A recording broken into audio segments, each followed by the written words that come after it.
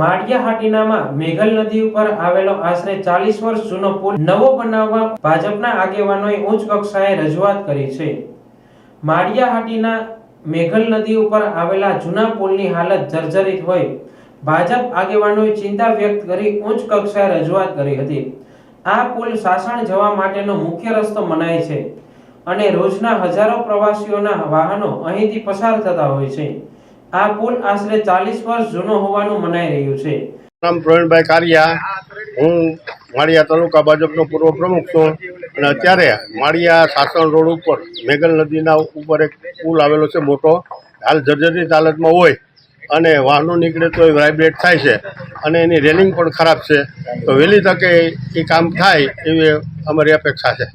હાલ પુલ જર્જરિત અવસ્થામાં હોય નીચેથી પોપડા ઉખડી લોખંડ દેખાતું હોવાનું ગામ લોકો જણાવી રહ્યા છે। વાહનો પસાર થાય ત્યારે આ પુલમાં વાઇબ્રેશન થાય છે તેવું પણ ગામ લોકોએ જણાવ્યું હતું।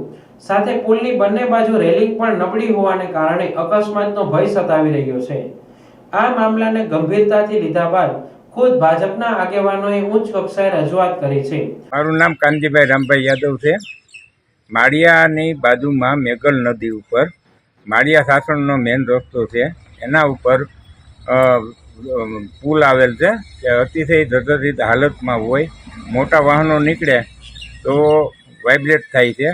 એટલે અમે ધારાસભ્યશ્રી અને સંસદ સભ્યશ્રીને રજૂઆત કરશું કે આ પુલ વહેલી તકે રિપેર અથવા નવો બને એવી અમારી માંગણી છે। નીચે પોળા પડી ગયા છે, વાઇબ્રેટ થાય છે, એટલે વહેલી તકે આ કામ કરવું પડે એવું છે। પુલની હાલતની સ્થિતિ જોઈને ભાજપના આગેવાનો ચિંતિત થયા અને કોઈ ઘટના બને તે પહેલા રિપેરિંગ થવા અથવા પુલ નવો બનાવવાની માંગ કરી છે। સ્થાનિકોની સુરક્ષા મુદ્દે સરકારને સજાગ કરવા પ્રયાસ થઈ રહ્યો છે। પુલ દુર્ઘટના ન બને તે માટે ભાજપના આગેવાનોએ ચિંતા વ્યક્ત કરી હતી।